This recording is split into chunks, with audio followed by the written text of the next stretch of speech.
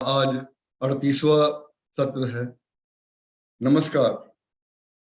गीतांजलि अंतर्राष्ट्रीय उत्सव का आज 38वां सत्र है।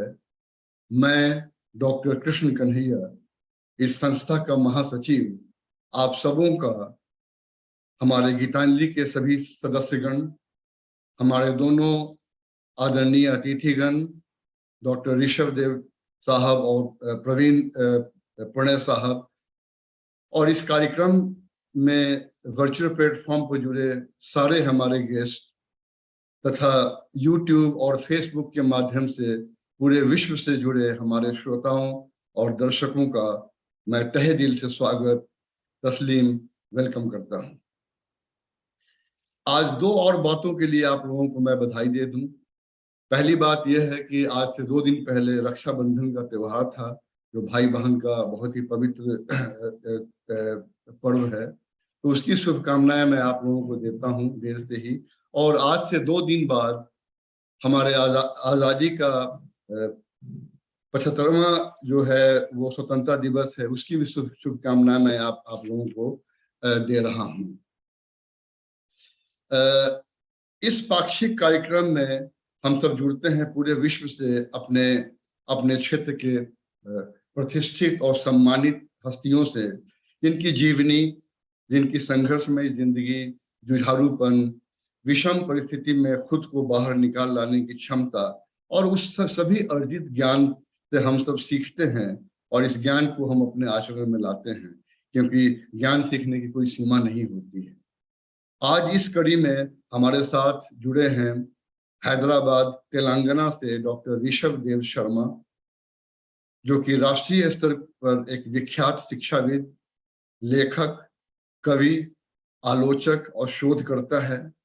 और ये हम लोग का सौभाग्य है कि ऋषभ देव जी इस कार्यक्रम में पहले भी एक बार जुड़ चुके हैं, आदरणीय शर्मा जी के टिप्पणीकार के रूप में, और इस बार हम लोग उनको मंच पर लेके आए हैं। हम लोग की उनकी बातें सुनेंगे और इनके साथ संवादी हैं, वो भी हैदराबाद, तेलंगाना से ही हैं, श्री प्रवीण प्रणव जी। और ये भी एक सुलझे हुए साहित्यकार, ये संपादक, तकनीकी विशेषज्ञ और ये माइक्रोसॉफ्ट के निदेशक हैं। इन दोनों के बारे में जो विस्तृत जानकारी है, विस्तृत जो परिचय है, वो हमारे संस्था के संस्थापक डॉक्टर कृष्ण कुमार जी देंगे। और इसके पहले कि मैं कृष्ण कुमार जी को बुलाऊं, मैं चाहूंगा कि इस प्रोग्राम की इस कार्यक्रम की जो रूपरेखा है वो मैं आप लोगों के सामने रख दूं। यह कार्यक्रम जो है 1 घंटा 30 मिनट, 1 घंटा 35 मिनट का कार्यक्रम होगा। और मेरे बाद कृष्ण कुमार जी आएंगे, जैसा मैंने कहा कि वो आके दोनों हमारे जो अतिथिगण हैं उनका विस्तृत परिचय देंगे। और उसके बाद से हमारा साक्षात्कार का कार्यक्रम शुरू होगा, जिसमें ऋषभ देव शर्मा और प्रवीण पूर्णा जी वो आके मंच पे रहेंगे। और उनका जो साक्षात्कार है 1 घंटा 5 मिनट, 1 घंटा 10 मिनट का होगा।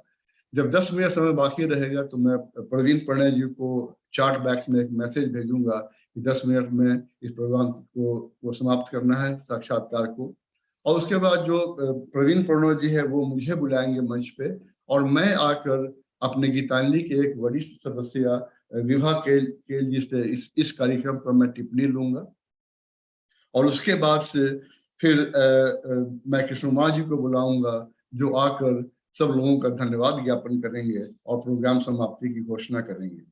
आप लोग से आग्रह है कि आप लोग अपने अपने नाम के साथ जो है वो मंच से जुड़े, वो वर्चुअल प्लेटफॉर्म पर जुड़े, और यथासंभव अपना वीडियो ऑन रखें और अपने माइक को हमेशा म्यूट रखें, ताकि कोई खलल, कोई व्यवधान न हो कार्यक्रम में। अगर कोई आदमी का भी माइक अगर वो चालू हो जाता है तो मेरे एडमिन उसको म्यूट कर देंगे। अब मैं चाहूंगा कि कृष्ण कुमार जी मंच पर आए और आगे का कार्यक्रम बढ़ाएं। कृष्ण कुमार जी, स्वागत है। धन्यवाद कन्हैया।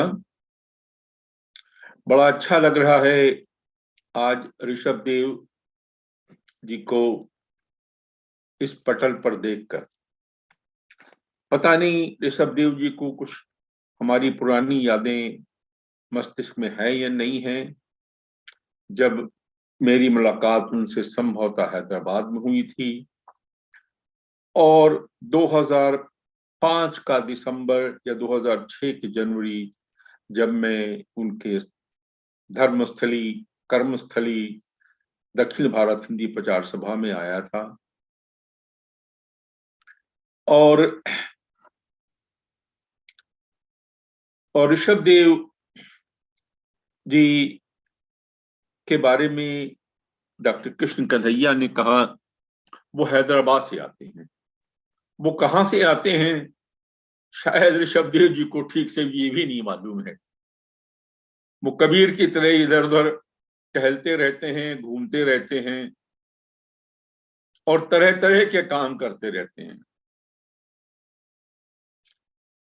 अभी 60 का पाठा वो हुए ही हैं, लेकिन इतनी कम आयु में ऋषभ देव जी ने क्या क्या हासिल किया, क्या नहीं हासिल किया, इसके बारे में तो एक पूरी रामायण लिखी जा सकती है। साहित्य की ऐसी कौन सी विधा है जिसमें ऋषभ देव जी ने अपने हस्ताक्षर नहीं किए हैं।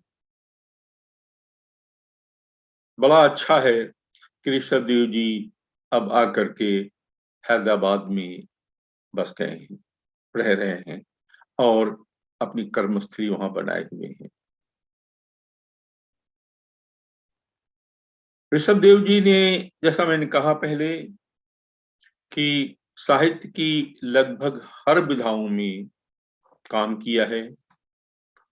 वो अपने आप को क्या कहना चाहेंगे, मूलतः आलोचक, कवि, शिक्षाविद, ये तो हमारे माइक्रोसॉफ्ट एक्सपर्ट प्रवीण प्रणोजी ही निर्धारित करेंगे और वो ही इसकी आधारशिला भी रखेंगे और वो ही इसको लेकर के आगे चलेंगे। मैं तो इतना कह सकता हूं कि हमारे अनुज डॉक्टर कृष्ण कन्हैया ने जब मुझसे ऋषभ देव जी के बारे में कहा कि ऋषभ देव जी को हम अपने पटल पर लेके आए, उनके जीवन के बारे में, उनकी संघर्षशैली के बारे में बात करें तो कैसा होगा। मैंने कहा एक बहुत सुंदर विचार है, ऋषभ देव जी को आना ही चाहिए।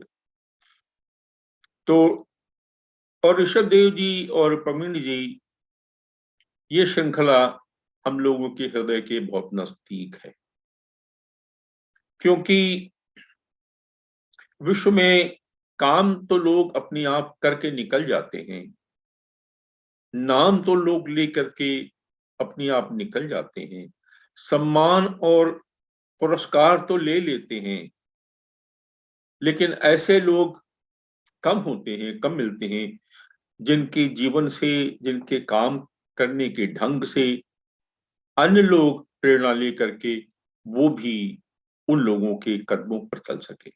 ये श्रृंखला का उद्देश्य है और मुझे इस बात का हर्ष है ये कहते हुए, मुझे ये नहीं मालूम था जब इस श्रृंखला की परिकल्पना की थी, लोगों ने मेरी तरह तरह से आलोचना की थी। ऋषभ देव जी और प्रवीण जी, मैं अपने मन की बात आपके साथ शेयर कर रहा हूँ कि तरह तरह से आलोचना की थी कि कृष्ण कुमार जी इतना लंबा कार्यक्रम, लोग ऊब जाएंगे, लोग बैठेंगे नहीं, लोग सुनेंगे नहीं। मैंने कहा, उनसे सबसे ही कहा, ये चिट चैट का मंच नहीं होगा, ये चिट चैट का कार्यक्रम नहीं होगा जिसमें वाहवाही सिर्फ करने का काम नहीं होगा। ये गंभीर मंच होगा जिसमें हम लोगों के जीवन में घुस सकें, उनके जीवन की कर्मस्थली को जा सकें, उनके संघर्षों को देख सकें, ताकि लोग उनसे प्रेरणा ले सकें। ऋषभ देव जी ने दक्षिण भारत हिंदी प्रचार सभा में बहुत ही अद्भुत काम किया था। 2005 के दिसंबर या जनवरी 2006 में जब मैं वहां अपने भाषाई समन्वय के कार्यक्रम को लेकर के गया था, शायद संभव था ऋषभ देव जी उस कार्यक्रम में थे और एक व्यक्ति ने पूछा था, एक साहित्यकार ने पूछा था, कृष्ण कुमार जी आप ये बताइए कि जो भाषाएं मरने की कगार पर हैं, जो भाषाएं लुप्त होने के कगार पर हैं, या जो भाषाएं लुप्त हो रही हैं, उनको आप बचा के क्या करेंगे। ये उन्होंने अपना सिक्सर मारा था हमको अपनी जगह से उखाड़ फेंकने के लिए। मैंने वो सिख सर वहीं से उठाया और उन पे दिया। मैंने कहा ठीक है, आप बिल्कुल सही कहते हैं, जो मरने वाले हैं, जिनको समाप्त होना है, उनको हम बचा नहीं सकते हैं शायद। मैंने उनसे कहा, आप भाषाओं को शब्दों के जाल में न देखिए, आप शब्द भाषाएं जो होती हैं वो माँ के रूप में देखिए। और अब आप मुझे बताइए कि अगर खुदा न खास्ता ऐसी बात हो, अगर आपकी माँ की तबीयत खराब है, डॉक्टरों ने कह दिया बचना मुश्किल है, और किसी ने आपसे आके कहा कि आप ये दवा का प्रयोग करिए तो शायद ठीक हो जाए, तो क्या अपनी माँ को आप मरने देंगे या उनको वो दवा देंगे? उन्होंने वहीं से उठकर कहा, क्षमा करिए, मुझको मेरे प्रश्न का उत्तर मिल गया। शायद ऋषभदेव जी आपको याद हो ये बात। और फिर मैंने उनको याद दिलाया था कि आंध्र प्रदेश की एक भाषा है गोंडवी, जो कि खत्म हो रही है, तो क्या मुझको मैं जाने दूं? पता नहीं मुझे ऋषभदेव गोंडवी भाषा बची या नहीं, मैं नहीं जानता हूं। तो इस तरीके की जगह जहां पे नई जमीन खोदी थी ऋषभदेव जी ने, वहां से ऋषभदेव जी ने भाषाओं को आगे बढ़ाया है। मैं तो बहुत कुछ बात कर सकता हूँ ऋषभदेव जी के बारे में, उनका जीवन परिचय लोगों के पास मिल सकता है, लेकिन इस तरीके के परिचय जीवन ऋषभदेव जी के बारे में आप लोगों को कृष्ण कुमार जैसे लोगों के पास ही मिलेंगे। तो ऋषभदेव जी, हम आपके आभारी हैं कि आपने गीतांजलि के इस निमंत्रण को स्वीकार किया और आप आए। प्रवीण जी, धन्यवाद ऋषभ जी। और प्रवीण जी, आप टेक्नोक्रेट तो शायद नहीं है, लेकिन टेक्नोक्रेट से बड़ा काम कर रहे हैं। जहां से विजय मल्होत्रा ने माइक्रोसॉफ्ट को छोड़ा था, संभवतः माइक्रोसॉफ्ट को आप लेकर के उससे बहुत ऊंचाइयों तक ले गए हैं। और आप इसमें पता नहीं माइक्रोसॉफ्ट में आप आर्टिफिशियल इंटेलिजेंस को कहां से लेके डाल रहे हैं, और पता नहीं कहां से आपने आर्टिफिशियल इंटेलिजेंस के बारे में सीख लिया। ये तो आपका विषय नहीं है, लेकिन कोई बात नहीं, सीखना जानना तो हम किसी भी क्षेत्र में जा सकते हैं, सीख सकते हैं।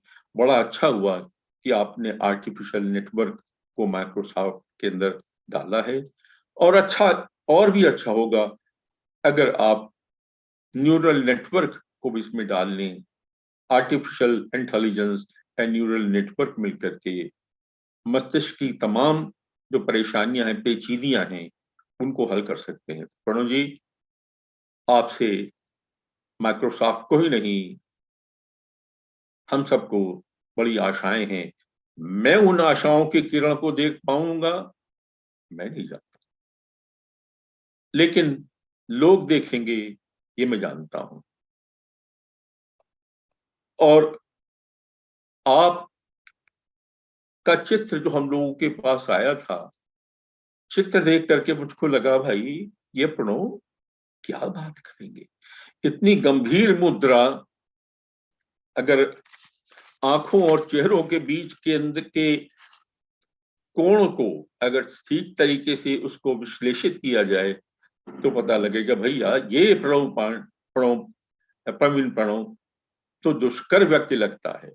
लेकिन आपका आज मुस्कुराता चेहरा और आंखों पर ये लगा चश्मा देखकर मुझे बड़ी प्रसन्नता हुई कि ऐसा नहीं है। चेहरे जो हैं कभी कभी भ्रामक हो जाते हैं, लेकिन व्यक्ति का चेहरा अगर सामने मिल जाता, फोटो कभी कभी भ्रामक हो जाती हैं, लेकिन व्यक्ति का सही चेहरा अगर सामने आ जाता है तो भ्रामक नहीं होता है। बहुत बहुत धन्यवाद प्रवीण जी कि आपने हमारे इस निमंत्रण को स्वीकार किया और ऋषभदेव जी से उन अंदरूनी बातों को खोज कर लाएंगे, जिससे जिसको सुन करके, जिसको देख करके हमारे श्रोतागण, हमारे प्रतिभागी कुछ प्रेरणा ले सकें। बहुत बहुत धन्यवाद प्रवीण जी, बहुत बहुत धन्यवाद ऋषभदेव जी। मुझको सामने से हटाइए, यानी ब्रजेश, मुझको सामने से हटाओ और Will you इन दोनों bring महानुभावों both को of them सामने लाओ। on धन्यवाद। stage, please? Yeah.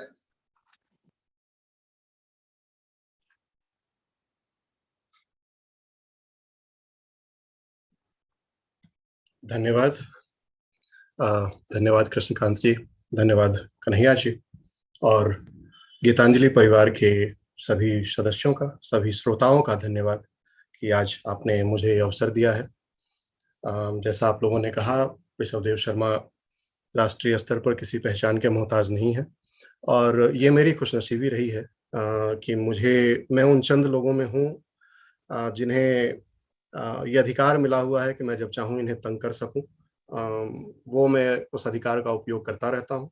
तो आज मुझे एक बार पुनः इनसे संवाद करने का जो आप लोगों ने अवसर दिया है, मैं उसके लिए आप लोगों का बहुत बहुत आभारी हूँ। एक सामान्य सी बहस जो छिड़ी रहती है, जो हम कॉर्पोरेट वर्ल्ड से आते हैं, जैसा कि स्कंद जी ने कहा, कि सामान्यतः कहा जाता है कि लीडरशिप आर बॉर्न और लीडरशिप इज मेड। साहित्य में भी ये कोई विमर्श जो है ये नया नहीं है। हम हमेशा कहते रहते हैं कि एक अच्छा साहित्यकार होने के लिए एक नैसर्गिक जो क्षमता है उसका होना आवश्यक है, या आप स्वाध्याय के द्वारा या एक नियमित लेखन के द्वारा, एक नियमित प्रयास के द्वारा एक बेहतर साहित्यकार बन सकते हैं। और आज जब हमारे पास प्रोफेसर ऋषभदेव शर्मा जैसे समर्थ साहित्यकार हैं, तो मैं आज की इस चर्चा की शुरुआत यहीं से करता हूं कि आप इसको कैसे देखते हैं। क्या आप, बिकॉज मुझे लगता है कि नई पीढ़ी के लिए ये बहुत आवश्यक है जानना कि आपके विचार इस पर क्या हैं, और नैसर्गिक प्रतिभा या सतत प्रयास, स्वाध्याय, नियमित लेखन, सफलता की कुंजी क्या है? नमस्कार आदरणीय भाई प्रवीण प्रणव जी, और आपके माध्यम से मैं पहले तो गीतांजलि परिवार के जो मार्गदर्शक हैं, प्रोफेसर डॉक्टर कृष्ण कुमार जी और डॉक्टर कृष्ण कन्हैया जी, उन्हें और गीतांजलि परिवार के सभी सदस्यों, मित्रों और जो भी जुड़े हुए इस समय हमारे श्रोता दर्शक हैं, उन सबको प्रणाम करता हूं। और जैसा कि आरंभ में कृष्ण कन्हैया जी ने कहा, रक्षाबंधन और स्वतंत्रता के, भारत की आजादी के अमृत महोत्सव की शुभकामनाएं देता हूं। आपके प्रश्न पर आने से पहले मैं आधा मिनट में यह बता दूं कि मुझे प्रोफेसर डॉक्टर कृष्ण कुमार जी के हैदराबाद आने का स्मरण है, और उनकी छवि मेरे मन में थोड़ी सी धुंधली सी थी, लेकिन पिछली 2 मीटिंगें उनके साथ हो चुकी, आज हम तीसरी बार मिल रहे हैं, तो अब उनकी जो एक तरह से पूरी चीजें मुझे याद आ रही हैं, और निश्चय ही मुझे याद है कि मैं उनके वक्तव्यों से और उनकी कार्यशैली से बहुत प्रभावित हुआ था। तो मैं आज फिर उनके समक्ष प्रणाम करता हूं, और जो भाषाओं के प्रति, भाषाओं को बचाने के प्रति, या कहें कि साहित्य, कला और भाषा और संस्कृति के प्रति उनकी चिंता है, या कहें कि गीतांजलि परिवार की चिंता है, उस चिंता में हम भी अपने आप को शामिल करते हैं। भाई प्रवीण जी, आपने तो ये एक तरह का हमारी कक्षाओं वाला प्रश्न वैसे तो पूछा है, और मैं चाहूं तो इसका वो उत्तर दे सकता हूं जो हम विद्यार्थियों को काव्य शास्त्र में दिया करते हैं, लेकिन मैं उसका इस्तेमाल नहीं करूंगा। मैं अभी अभी मेरे मन में आया कि प्रकृति जो है, या निसर्ग जिसे आप कह रहे हैं, नैसर्गिक प्रतिभा कह रहे हैं, नैसर्गिक प्रतिभा तो सब में होती है। निसर्ग किसी को निर्बीज पैदा नहीं करता, उसने सबको प्रतिभा दी है, सबको रचना शक्ति दी है, क्योंकि हम सृजन के प्रतिनिधि हैं। तो हमारे भीतर सृजन की सारी संभावनाएं होती हैं, लेकिन वे सोई हुई होती हैं। और इस बीज को किसी न किसी रूप में, जैसे आप कहते हैं हवा, पानी, खाद, प्रकाश इत्यादि की आवश्यकता होती है, तो नैसर्गिक प्रतिभा का जो बीज है, उसे कार्यत्री प्रतिभा में, निर्माण करने वाली प्रतिभा में बदलने के लिए आवश्यकता होती है अनुभव की, व्युत्पत्ति की।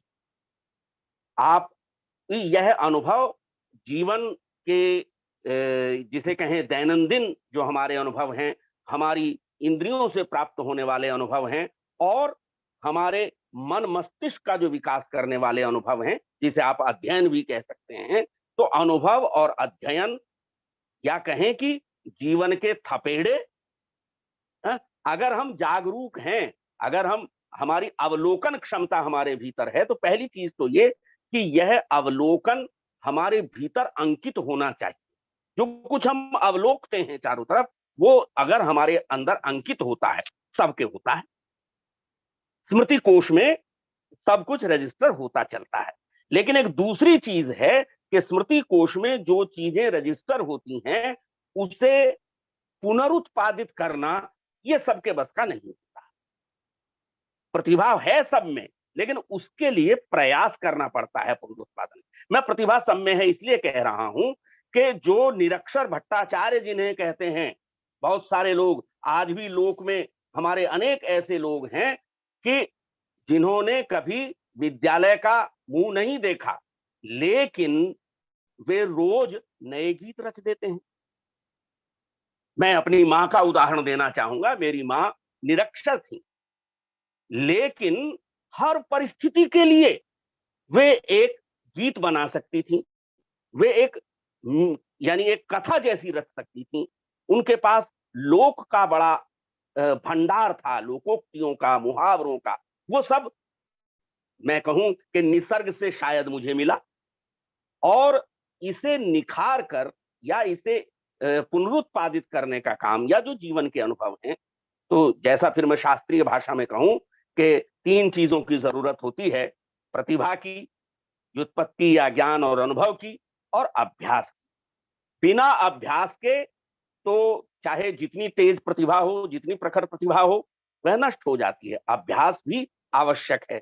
अभ्यास, निरे अभ्यास के द्वारा तो कुछ भी नहीं होता, क्योंकि धुन जो होती है वो प्रतिभा के कारण होती है।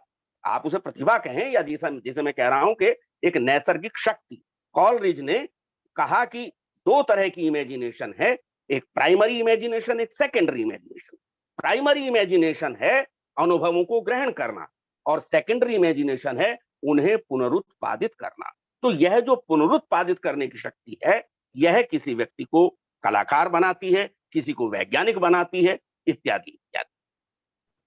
धन्यवाद, धन्यवाद सर ये समझाने के लिए कि मैं अगर बीच में कुछ विस्तार में जाने लगूं, मेरी आदत चूंकि ज्यादा बोलने की है, मुझे टोक दीजिएगा, क्योंकि हमारे पास समय बहुत कम है। जी जी। नहीं, मैं कह रहा था आपने बहुत अच्छे तरीके से ये समझाया कि प्रतिभा, अनुभव और अभ्यास, ये जो 3 हैं, ये एक स्टूल की तरह है, 3 पैरों वाले स्टूल की, और आपको इन तीनों पैरों की आवश्यकता होती है अगर आपको एक अस्थायित्व चाहिए। अगर इन 3 में से एक पैर निकाल दिए जाएं, कोई भी एक पैर, तो फिर उस स्टूल का डगमगाना बहुत हद तक संभव है। बहुत शुक्रिया। अब जब हम जान गए हैं कि ये जो 3 आवश्यक तत्व हैं, अब मैं वापस आप पर लौटता हूं कि साहित्य से जो लगाव है या इसके प्रति जो झुकाव है, इसकी सबसे आरंभिक जो आपकी यादें हैं, वो कब की हैं? और ये तो है कि चलिए, मुझे लगता है कि आपके जवाब में आएगा कि हाँ ठीक है, अब विद्यार्थी जीवन में हम सब ने कविताओं को पढ़ा है और वहीं से हमारा लगाव जुड़ाव हुआ है। पर इन सब से आगे बढ़ते हुए कब आपको लगा कि एक साहित्य का रसिक होने के साथ-साथ एक साहित्य का आप स्वयं एक सृजनकार भी हो सकते हैं, या आप स्वयं लिखना शुरू कर सकते हैं, या आपको लगा कि हाँ, अब मैं कुछ कर सकता हूँ। ये जो दौर है, इससे हमें ज़रा परिचित करवाएँ, सो दैट हम आपके कृतित्व से परिचित हो सकें। प्रणव जी, आप जानते ही हैं मेरे बारे में, इतना मैं बार बार कहा करता हूं कि मैं कमरे का जंतु हूं, घर घुस्सू प्राणी हूं। पता नहीं, ये बचपन से मेरी प्रवृत्ति थी। हम दो भाई, दोनों की प्रवृत्ति भिन्न भिन्न थी। बड़े भाई जो हैं वे एक तरह से खेल कूद से लेकर के और तमाम तरह की जो गतिविधियां हो सकती हैं बाहरी, उनमें रुचि रखने वाले, और मैं बहुत अंतर्मुखी किस्म का बच्चा रहा, और इसलिए किताबों की तरफ चला गया। और साथ-साथ कुछ ऐसे अवसर आए कि बहुत कम आयु में मुझे अपने दादा जो थे हमारे, उन्हें मानस और भागवत पढ़कर सुनाने का जिम्मा मिल गया। यानी 10 वर्ष की आयु तक मैं उन्हें प्रवाहपूर्ण ढंग से मानस सुनाने लगा था, या तो ये चीजें शायद अंकित होती गईं। अब अ, एक अवसर जो मुझे याद आता है, जब शायद मैं 9-10 वर्ष का रहा हूँगा, पता नहीं क्यों अध्यापकों को ये लगता था मेरे कि ये बच्चा जो बिल्कुल चुप-चुप रहता है, इसे बोलने का अवसर दिया जाना चाहिए। तो इसलिए बाल सभाओं से लेकर और 15 अगस्त, 26 जनवरी, 2 अक्टूबर इत्यादि पर मुझे बोलने के लिए खड़ा कर दिया जाता। उससे मुझे लगने लगा कि यार मैं बोल सकता हूँ, और जब मैं बोल सकता हूँ तो क्यों ना अच्छा कुछ बोलूं। तो मैं तैयारी करने लगा। उसी में मैंने पाया कि जो बोलने वाले लोग हैं जिन्हें मैं सुनता था, वे बीच बीच में कुछ कविता की पंक्तियां इस्तेमाल करते हैं। तो हमने भी ये शुरू किया और अपनी तुकबंदी शुरू कर दी। और यह तुकबंदी करते करते ही एक तरह से, यानी एक तो उन अवसरों पर बोलने से यह चीज मन में आई कि किसी विषय को प्रस्तुत करने की क्या शैली होती है, और यह कि एक तुकबंदी की तरफ एक रुचि बढ़ी। फिर कक्षा 9 में आते-आते हमारे यहाँ जो स्कूली एक पत्रिका, वार्षिक पत्रिका निकलती थी, उसके लिए हमारे हिंदी अध्यापक ने कहा कि भई आप इसके लिए रचना दीजिए। तब तक मैं रचना कहाँ लिखता था, नहीं लिखता था। ऐसे ही दो पंक्तियाँ कहीं जोड़ करके तुकबंदी करके रख ली, वो अलग बात थी, या गद्य लिखता था। उन्होंने मुझे कहा, नहीं तुम कविता लिखो। मुझे इस समय याद आ रहे हैं, हमारे मौसा, यानी हमारी बहन के ससुर जी थे, वो कवि थे, और उन्होंने प्रायः जब हमारे यहाँ आते थे तो अपनी कविताएं, अपने गीत और गीता का काव्यानुवाद उन्होंने किया था, वो सुनाया करते थे। मैंने उनसे कहा कि मुझसे कविता मांगी गई है। तो उन्होंने मुझे विषय दिया, आज का विद्यार्थी कल का विद्रोही, इस विषय पर लिखो। मैंने कुछ टूटा फूटा लिखा, उन्होंने उसे सुधारा और एक कविता बन गई, जो बाद में जब मैंने पहले कवि सम्मेलन के मंच पर आदरणीय ब्रजेंद्र अवस्थी जी की संचालन में उस कविता का पाठ किया, तो बड़ा प्रोत्साहन मिला, और वहां से लगने लगा कि यार ठीक है, खेल कूद में, इसमें उसमें अपनी कोई पहचान नहीं, तो शायद कुछ कविता लिख करके अपनी पहचान जैसी मित्रों के बीच में बनाई जा सकती है। मैं, वो जो कविता थी उसकी पहली पंक्ति मुझे याद है आज भी, कि आशाओं के उपवन कारे तू था एक अनोखा माली, या ऊसर में बीज उगाने वाला अथक परिश्रम हाली। इसके बाद वो कविता चलती है कि किस तरह से एक विद्यार्थी जो है अनेक आशाएं लेकर के अपनी सारी जीवन की तैयारी करता है, लेकिन जब यथार्थ उसके सामने आता है और उसे रोजगार नहीं मिलता, तो वो कैसे विद्रोही हो जाता है। इस तरह से वो कविता चलती थी। तो इसके बाद 1 मिनट और लूंगा इस प्रश्न के उत्तर में। कक्षा 10 के बाद की जो 3 महीने की लंबी छुट्टियां हमारे यहाँ उत्तर प्रदेश वगैरह में होती है, तो उस अवधि में मैंने एक उपन्यास लिखने की ठानी और लिख मारा ही कहूंगा उसे। और फिर उससे एक आत्मविश्वास सा बना, कहानियां लिखनी शुरू की, कविताएं। यह वह काल था सन 71 का, जब बांग्लादेश संघर्ष चल रहा था और इंदिरा जी जो हैं वे पूरे उरूज पर थीं, तो उस समय जो समाचार हम देखते थे, पढ़ते थे, उनसे जो उद्वेलन मन में होता था, बांग्लादेश के मुक्ति संघर्ष के को आधार बना करके मैंने कई सारी कविताएं लिखी और अपने आप को एक तरह से मांझने की कोशिश की। फिर तो ये क्रम चल पड़ा। जब इंटरमीडिएट की हमारी छुट्टियां हुई, तब तक काफी भर चुका था कविताओं की, और तब मैंने छुट्टियों में एक खंड काव्य लिखा। ये मैं इसलिए बता रहा हूँ कि ये चीजें अप्रकाशित हैं। वसुंधरा नाम का खंड काव्य। और इस समय तक उसके लिखने की प्रेरणा मुझे कहां से मिली? मैं इंटरमीडिएट करने तक कामायनी और उर्वशी पढ़ चुका था। तो कामायनी और उर्वशी से प्रेरित होकर एक रूपक काव्य वराह अवतार को, जिसमें पृथ्वी जो है उसका अपहरण हो जाता है और वराह का अवतार लेकर के भगवान विष्णु उसका उद्धार करते हैं, इसे प्रतीक बना करके, रूपक बना करके एक खंड काव्य वसुंधरा नाम से लिखा और एक उपन्यास पे फिर हाथ मांझने की कोशिश की। हालांकि आगे मैं फिर उस दिशा में नहीं गया, कहानियां लिखी, पर मन मेरा कविता में ही रमता रहा।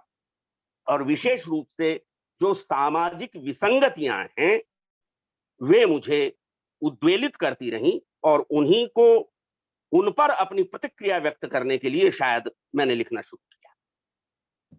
धन्यवाद सर।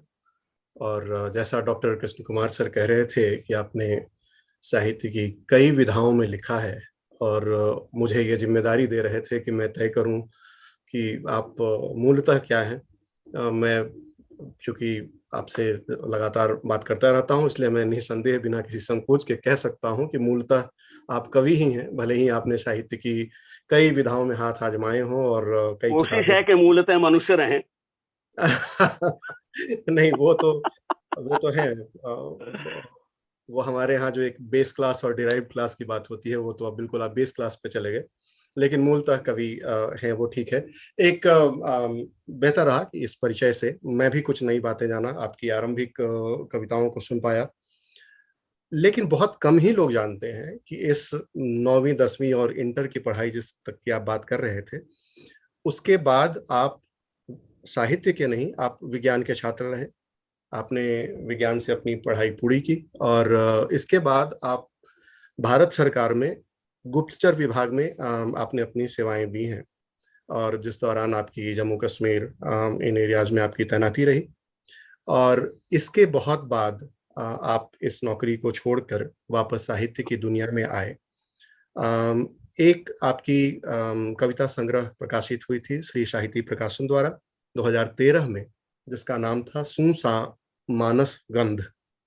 और इन कविताओं से जब भी मैं गुजरता हूँ, मुझे लगता है कि इसमें जो कश्मीर की फिजा है, उसमें जो फूल हैं उनके सुगंध भी हैं और जो बारूद है उनकी सुगंध भी है। इसमें तनाव है, गुस्सा है, अवसाद है, लेकिन इनमें साथ साथ कई प्रेम है, उम्मीद है और कई भावनात्मक कविताएं भी हैं। इनमें गीत है, तेवरी है। तो ये कई अलग अलग तरह की कविताओं का संकलन है।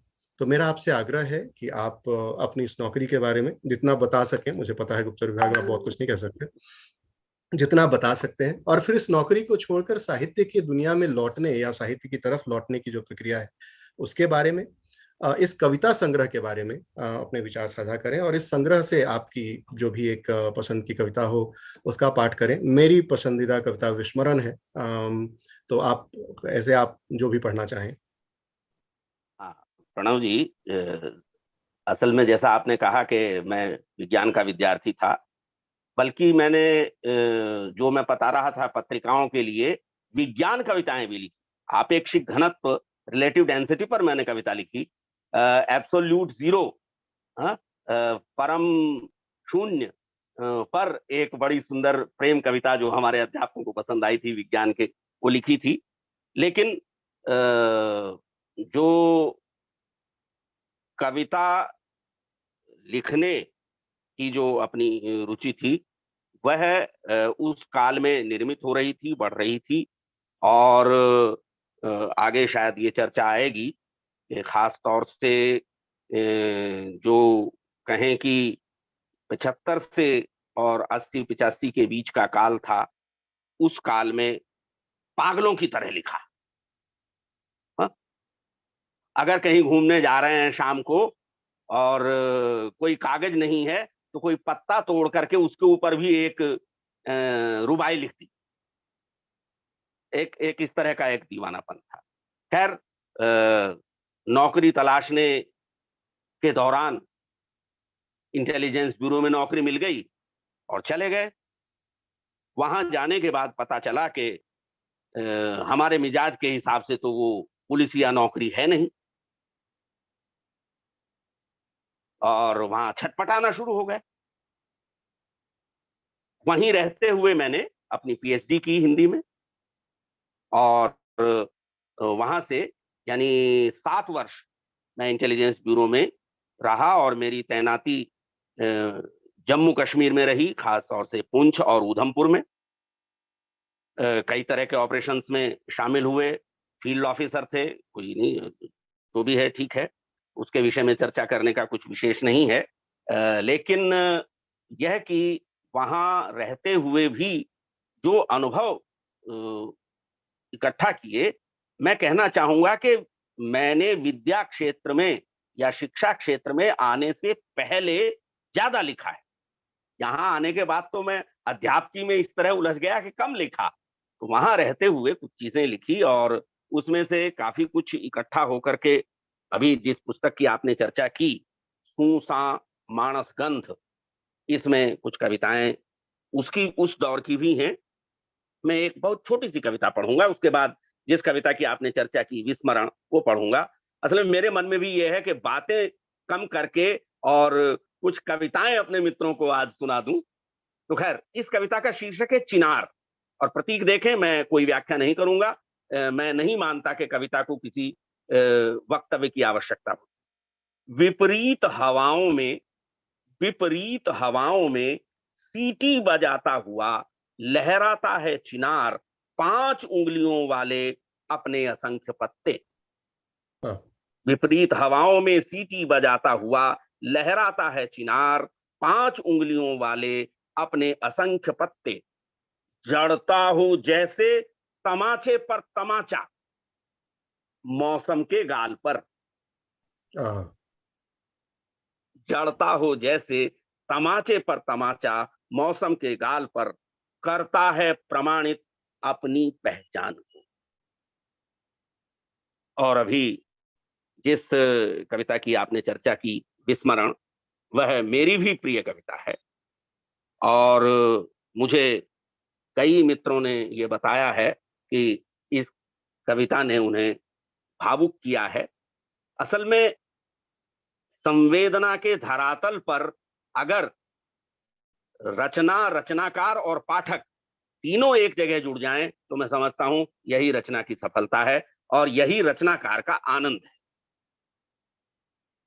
ये उन कविताओं में से है जिन्हें लिखते हुए हम बहुत दुखी भी हुए हैं और दुख से मुक्त भी हुए, और पाठक को भी इस प्रक्रिया से गुजरना पड़ता है।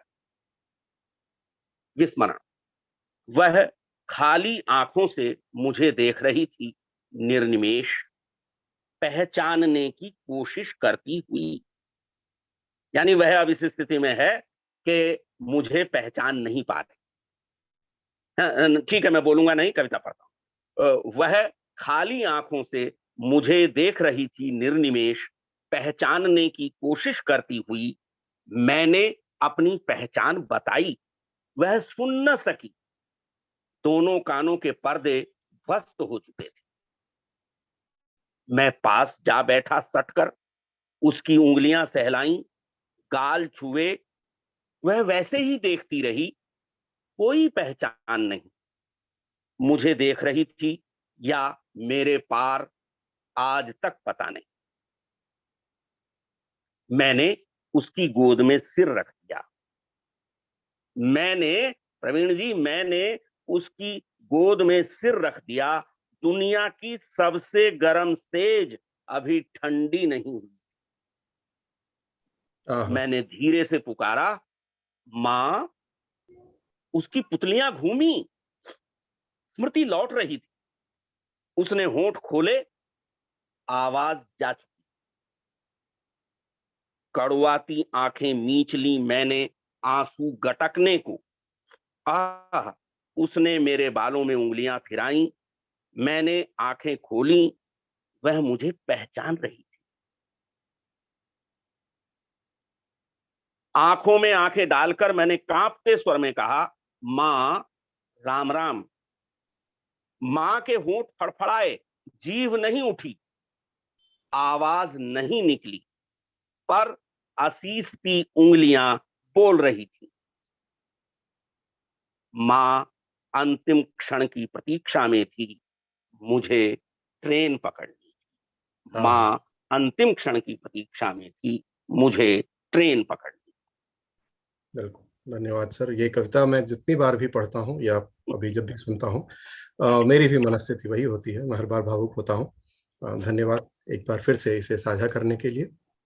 हम जब कविता की बात कर रहे हैं, अब जब हमने ये स्थापित कर लिया है कि आप मूलतः एक कवि ही हैं, कविता या काव्य की जो परिभाषा है वो हर साहित्यकार ने अपने लिए एक अलग-अलग ढंग से निर्धारित की है।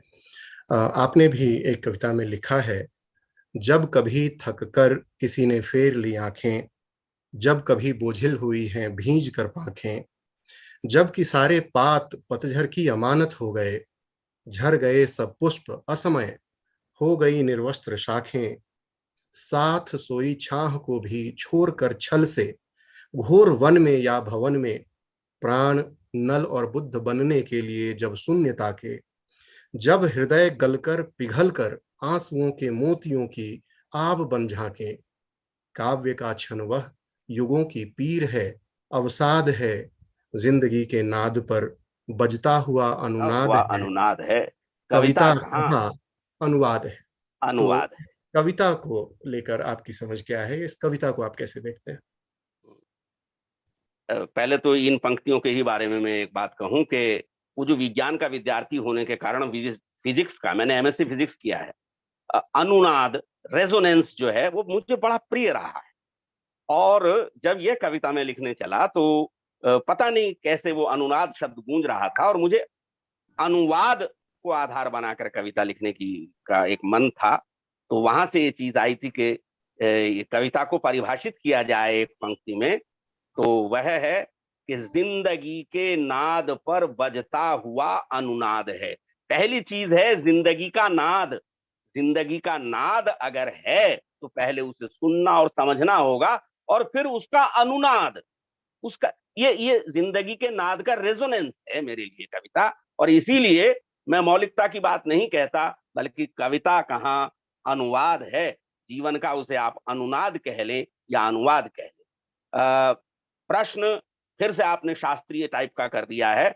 मैं कविता की परिभाषाओं में नहीं जाता और बड़ा लंबा भी हो सकता है, तो मैं पढ़ देता हूं अपनी एक पंक्ति, एक एक छोटा सा पैरा, कि कविता जीवन के सर्वाधिक निकट स्थापित वह प्रकाश पुंज है जिससे प्रत्येक मनुष्य को संचेतना मिलती है। युग जीवन को अपने में समेटना, समय के सत्य को पकड़ना, मनुष्य को बिना किसी लाग लपेट के संबोधित करना, प्रकाश और उष्णता की संघर्षशील संस्कृति की स्थापना करना और प्रत्येक व्यक्ति के भीतर दायित्व बोध का विकास करके क्रांति की भूमिका तैयार करना। यह क्रांति भीतरी भी हो सकती है और बाहरी भी। कविता का दायित्व है। जिस युग की कविता इससे अलग भूमिका स्वीकार कर लेती है, वह युग अव्यवस्था से भर जाता है। तो मेरे तई कविता मेरे भीतर से लेकर बाहर तक की अव्यवस्था के खिलाफ एक कार्रवाई है। धन्यवाद। और अमूमन कविता में एक व्यवस्था या शासन के खिलाफ जो आवाज है या वंचितों के हक की जो आवाज है, ऐसी कविताएं हमेशा से लिखी जाती रही हैं। और हाल के दिनों में यदि कुछ समय पहले जाएं तो दुष्यंत, अदम कोंडी जैसे कवियों ने इस परंपरा को एक नई धार दी, नई आग दी। आप एक आंदोलन, काव्य आंदोलन के प्रवर्तक रहे हैं, जिसे तेवरी आंदोलन कहा गया। तो क्या वजह रही कि 1981 में इस नए आंदोलन की आवश्यकता पड़ी, और किन मायनों में यह पहले जो लिखे जा रहे थे, दुष्यंत ने लिखा हो, अदम ने लिखा हो, उनसे अलग रहा? क्या वजह रही कि एक नए आंदोलन की आवश्यकता पड़ी और एक नए नाम के साथ एक इस काव्य की विधा को लिखा गया? दरअसल सन 1974-75 इत्यादि में हम लोग या हमारी पीढ़ी जो है वह जयप्रकाश नारायण के आंदोलन से प्रभावित हो रही थी। फिर इमरजेंसी आ गई। इमरजेंसी की घुटन जो है अ, उसने मन में कुछ ना कुछ उद्वेलन किया, और उस समय ये एक और चीज महसूस की कि और जैसा आपने कहा दुष्यंत का नाम लिया, खास तौर से दुष्यंत कुमार की कविताओं को देखते हुए, उनकी गजलों को देखते हुए ये महसूस किया कि ऐसी कविता की आवश्यकता है। ये उस समय हमारा जो जो जो महसूस करते थे हम मित्र लोग, कि ऐसी कविता की आवश्यकता है जो स्मृति में स्थापित हो सके, जिसे याद रखा जा सके, सुन करके 2 पंक्तियां याद रह जाएं। तो याद रखने के लोभ में हम एक ऐसे शिल्प को खोज रहे थे कि जो लंबा चौड़ा जो है प्रसंग याद न रखना पड़े। तो उसमें पाया कि हमारे पास दोहे हैं, मुक्तकों की शैली है, या फिर जैसा अभी आपने दुष्यंत का नाम लिया, स्वर्गीय दुष्यंत कुमार एक गजल गो के रूप में उस समय बड़े लोकप्रिय हो रहे थे। तो हम लोगों ने, हमारी पीढ़ी के कई मित्र जो दूर पास रहने वाले, जिनके बीच शायद पत्रों से संवाद होता या कभी मंचों पर मिलने पर संवाद होता था, कुछ ऐसी चीजें लिख रहे थे, ऐसा शिल्प इस्तेमाल कर रहे थे जिसे गजल वाले गजल नहीं कहते, आज भी नहीं कहेंगे। लेकिन ये है कि भाई हम उसमें तुक का निर्वाह कर रहे हैं, जिसे आप काफिया और रदीफ कहते हैं। हम उसे अगर कहें कि तुक के दो अलग अलग प्रकार हैं, एक अंत्यानुप्रास मिलाते हैं, एक लाटानुप्रास मिलाते हैं। हम उसे काफिया रदीफ कह लें, कोई बात नहीं। लेकिन जो बहर का जो बंधन था, उस बंधन से ना हम परिचित थे, ना परिचित होना चाहते थे। हालांकि कई सारे मित्र ऐसे हैं जो उस बंधन से भी परिचित हैं और उसका निर्वाह भी करते हैं। लेकिन एक बड़ी समस्या यह आ रही थी कि जब हम गजल की शास्त्रीयता की तरफ जाते हैं, तो देखा कि गजल जो है वह मूलतः उसमें समाजी या राजनैतिक विषय वर्जित थे। हालांकि राज इलाहाबादी जैसे लोग जदीद गजल के नाम पर उस गजल से बाहर निकल रहे थे। इसका अर्थ यह था कि गजल से एक नए नाम की जरूरत हो रही थी। हाँ, खुद जो गजल वाले हैं उनको भी। तो अब इस दौर में जब कभी हम लोग मिलते, आपस में रचनाएं एक दूसरे को सुनाते, अब मैं आपको वो संस्मरण सुनाता हूं। जनवरी 1981 मैं राष्ट्र अखबार मेरठ में, उसके कार्यालय में हमारे एक मित्र ब्रजपाल सिंह शौर्मी थे, हम उम्र। मैं उन दिनों एमएससी का विद्यार्थी था, मेरठ में ही रहता था, तो प्राय उनसे मिलने के लिए चला जाता था। एक योगेश घायल करके एक कवि और वहां पे बैठे हुए थे। हम तीनों लोग उठ करके, हल्की सी बूंदाबांदी थी, सड़क पर चले, और यही होता ही है इस उम्र में, एक दूसरे को कुछ सुनाने लगे।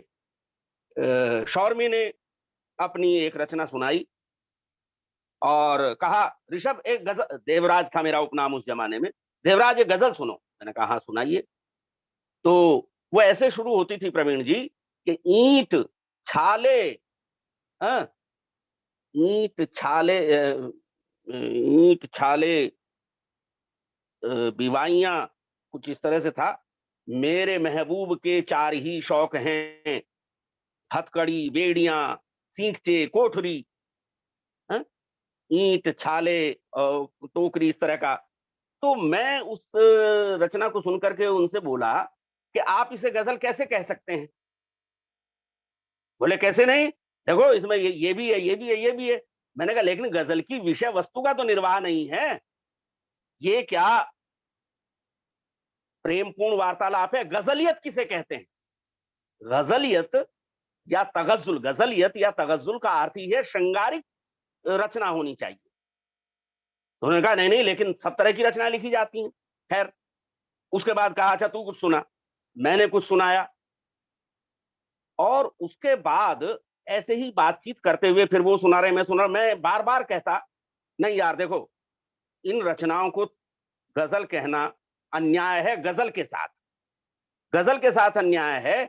इनकी जमीन अलग है, इनका मुहावरा अलग है, इनका तेवर अलग है। और जब मैंने 3-4 बार ये बात कही, इनका तेवर अलग है, तो शौरमी असल में वो थोड़ा भंग वगैरह का अंटा भी लगाते थे, तो उन्हें ये शब्द अटक गया। उसने कहा ठीक है, आज से इसका नाम तेवरी। और साहब मुझे काम दिया गया कि 3 दिन बाद एक पत्रकार सम्मेलन छोटा सा पुरुषोत्तम दास टंडन हिंदी भवन मेरठ में बुलाया जाए, और मैं उसमें इसकी विधिवत घोषणा करूं। उसमें मैंने एक छोटा सा पर्चा 11 जनवरी को पढ़ा, नए कलम युद्ध का उद्घोष तेवरी। और एक तरह से किशोरावस्था की एक बचकानापन भी कह सकते हैं। हम लोगों ने एक नारा गढ़ लिया, हिंदी गजल गजल नहीं तेवरी है, कविता मनोरंजन नहीं आंदोलन है। और इसके बाद हम मंचों पर, आसपास छोटे बड़े मंचों पे जाकर के लोगों से कहते भाई हमें 5 मिनट बोलने का अवसर दीजिए, और हम उसमें ये सब अपनी बातें करते हो। धीरे धीरे आसपास के पूरे पश्चिमी उत्तर प्रदेश के ही नहीं, काफी दूर दराज के भी कई रचनाकार हम लोगों के साथ जुड़े। और फिर संयोगवश जो है प्रोफेसर देवराज से मेरी मुलाकात हुई, जो हमारे नगर में प्राध्यापक के रूप में नियुक्त हुए थे। उन्होंने विधिवत इसका घोषणा पत्र तैयार किया, और वह घोषणा पत्र लगभग 50 लोगों रचनाकारों की उपस्थिति में क्षेत्र के एक अधिवेशन में विधिवत जारी किया गया। और इस तरह से एक चीज चल पड़ी। जिस अब आप ये पूछेंगे कि तेवरी है क्या भला भाई, हालांकि मैंने उदाहरण दिया था, तो तेवरी नहीं, मैं ये असल कहने में, वाला था, माफ कीजिएगा मैं आपको रोक रहा जी हूँ। बिल्कुल, मैं समय भी देख रहा हूँ और मैं चाहता हूँ ज्यादा चीजें कवर हो जाएं। हाँ हाँ हाँ, तो जी अब तक हमने गुलाब जामुन बनाने की प्रक्रिया सुन ली विस्तार में। जी अब समय गुलाब जामुन खाने का है। तो जी, आप बिल्कुल बिल्कुल, तेवरी हमने समझ वहीं आ ली। रहा हूँ, वहीं आ रहा जी, हूँ। बस एक वाक्य में ये बताना धन्यवाद। चाहता हूँ जी, कि जी। हम लोगों ने यह मान करके कि जो तेवरी है वह सम पंक्तियों में तुकांत रची जाएगी, आरंभ से अंत तक एक छंद का निर्वाह होगा, और उसका स्थायी भाव आक्रोश होगा, जो व्यंग्य के द्वारा परिपुष्ट किया जाएगा। इस आक्रोश का संबंध सामाजिक, आर्थिक, राजनीतिक इत्यादि इत्यादि विसंगतियों से होगा। ये चीज थी। और शेष भाषणबाजी ना करके कविता पढ़ूं तो ज्यादा अच्छा रहेगा।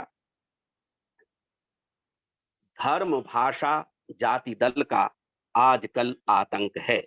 वाह। धर्म, भाषा, जाति, दल का आजकल आतंक है। इन सभी का दुर्ग टूटे, एक ऐसा युद्ध हो। गजल में यह कहा जाता है कि उसके हर शेर का अलग अलग अलग अलग अस्तित्व होता है, यहां भी अलग अलग अस्तित्व होता है। लेकिन गजल के शेर जो हैं आपस में एक भूमि को निर्मित नहीं करते, वे अलग अलग भूमियों के होते हैं। जबकि यानी एक शेर जो है वो अध्यात्म का आ सकता है, एक प्रेम का आ सकता है, एक राजनीति का भी आ जाता है। अब तो दुष्यंत के बाद से तो ये पूरी परंपरा चल पड़ी है।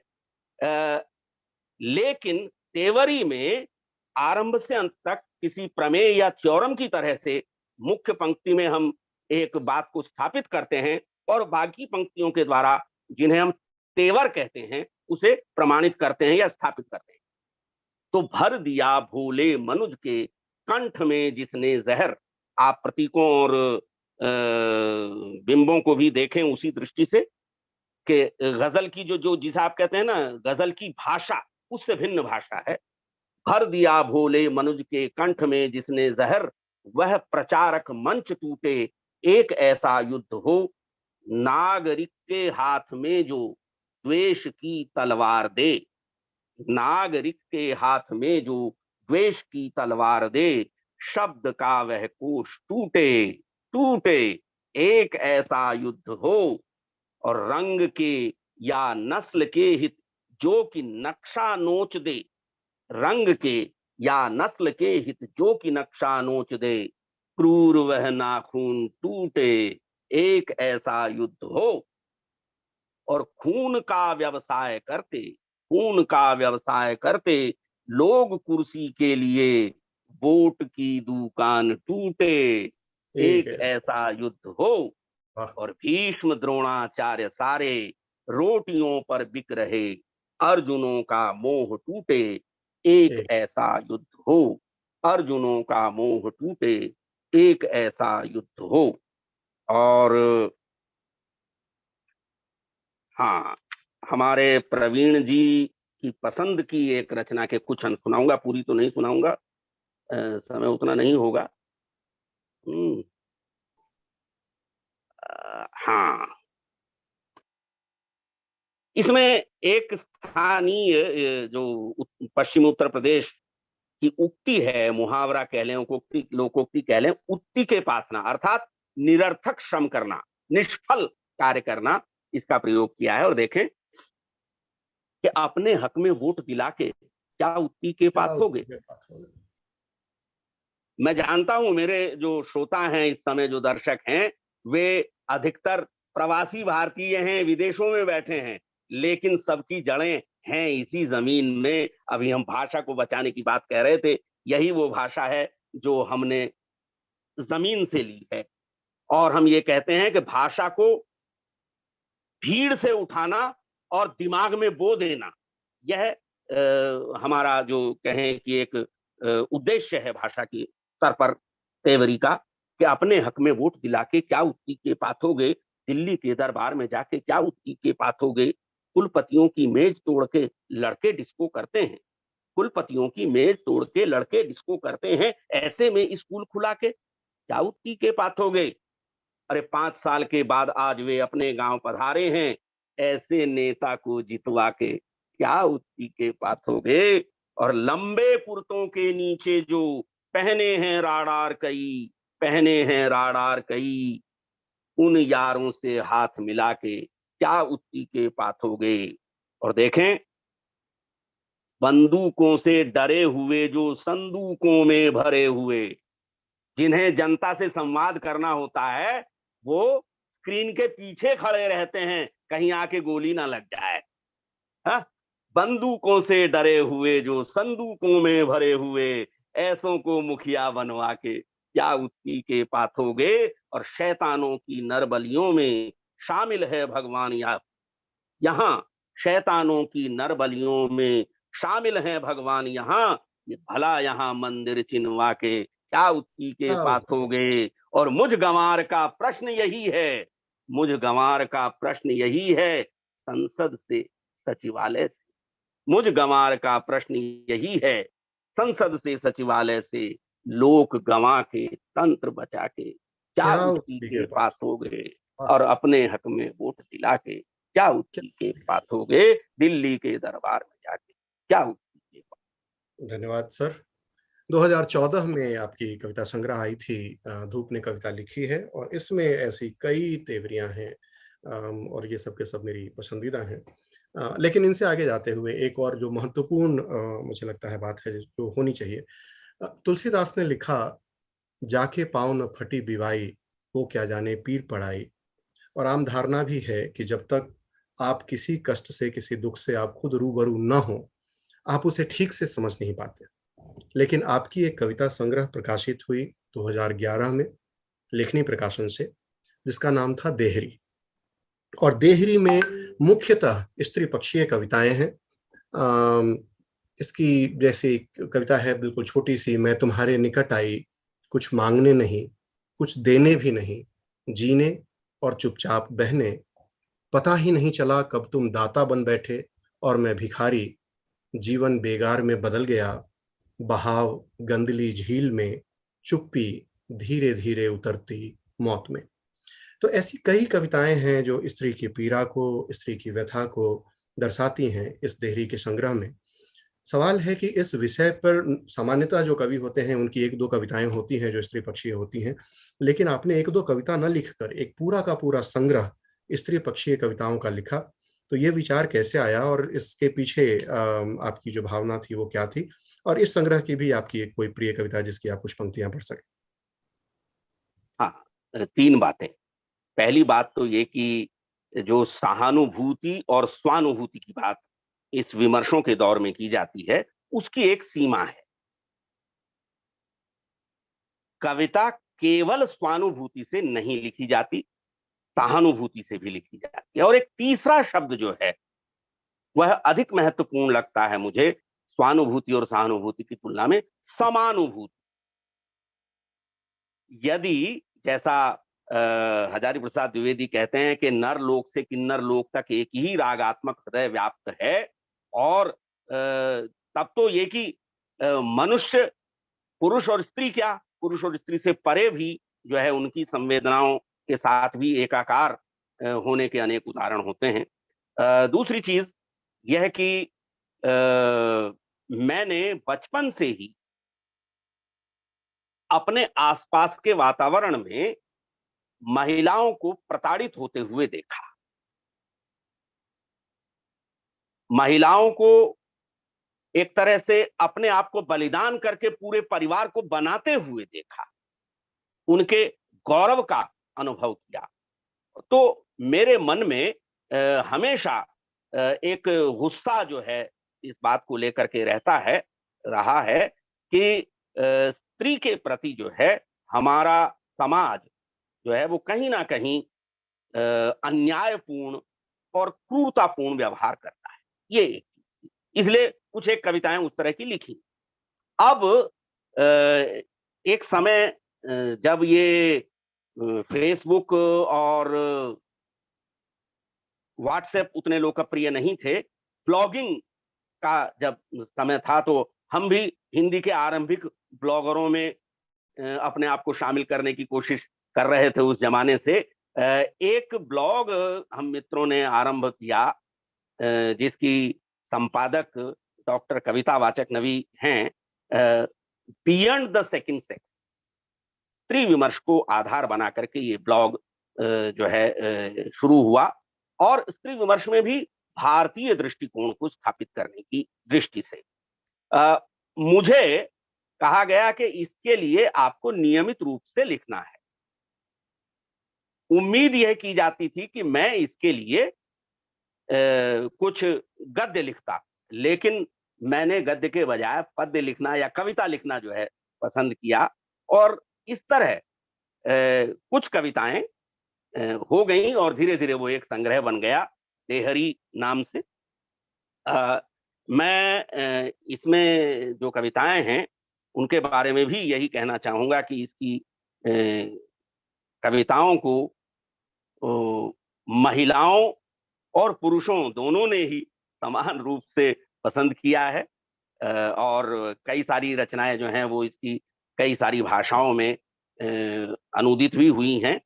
मुझे जो बहुत ही रोचक एक मेरा प्रसंग, और मैं समझता हूं कि मेरा सौभाग्य है, मैं 11वें विश्व हिंदी सम्मेलन में मॉरिशस अपने कुछ मित्रों के साथ गया।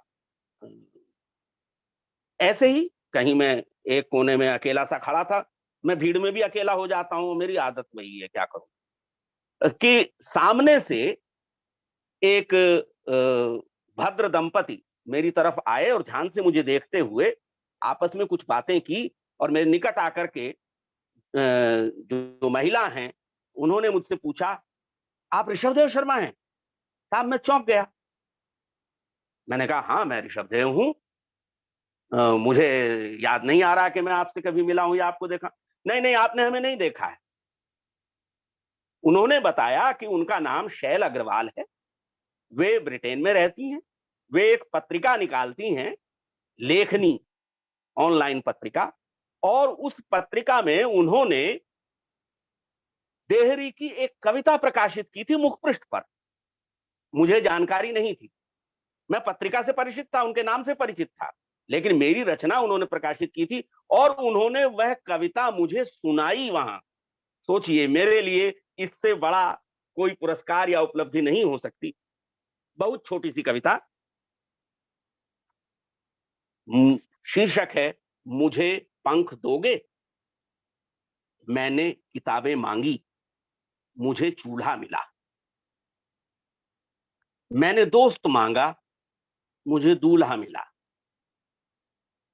मैंने सपने मांगे, मुझे प्रतिबंध मिले। मैंने संबंध मांगे, मुझे अनुबंध मिले। कल मैंने धरती मांगी थी, मुझे समाधि मिली थी। आज मैं आकाश मांगती हूं, मुझे पंख दोगे? वाह! और बहुत इसी क्रम में मैं एक और छोटी कविता इस पुस्तक की आपको सुना देता हूं। ये जो है, गुड़िया गाय गुलाम। परसों तुमने मुझे, इस संग्रह की कविताओं की विशेषता यही है, जैसा भी आपने कहा, कि स्त्री पक्षी है। ये फर्स्ट पर्सन में स्त्री की ओर से लिखी हुई कविताएं हैं। एक दो कविता को छोड़कर ज्यादातर कविताएं जो हैं इसमें स्त्री बोल रही है। परसों तुमने मुझे चीखने वाली गुड़िया समझकर जमीन पर पटक दिया और पैरों से रौंद डाला, पर मैंने कोई शिकायत नहीं की। कल तुमने मुझे अपने खूंटे की गाय समझकर मेरे पैरों में रस्सी बांध दी और मेरे थनों को दूर डाला, पर मैंने कोई शिकायत नहीं की। आज आज तुमने मुझे अपने हुक्म का गुलाम समझकर गरम सलाख से मेरी जीभ दाग दी है, और अब भी चाहते हो मैं कोई शिकायत न करूं? नहीं, मैं गुड़िया नहीं, मैं गाय नहीं, मैं गुलाम नहीं। गुलाम मैं ने, गुड़िया बहुत नहीं, मैं गाय नहीं, मैं गुलाम नहीं। बढ़िया। हमने हमने बात की आपके तेवरी की, विद्रोह की, हमने बात की सूसा मानस गंध की, जहाँ विद्रोह है, हमने बात की स्त्री पक्षी कविताओं की, और एक सामान्य तौर पर कई सारे लोग जो बहुत नजदीक से आपको नहीं जानते हैं, उनका ये मानना है कि प्रोफेसर ऋषभदेव शर्मा बड़े ही गंभीर स्वभाव के व्यक्ति हैं, और कुछ जैसे लोगों अभी आपके बारे में भी कहा जा रहा था। बिल्कुल। और कुछ लोग तो आपको गुस्सा होने के मामले में दुर्वासा ऋषि के कुल का भी मानते हैं, हालांकि मैंने वो रूप नहीं देखा, मैं देखना भी नहीं चाहता।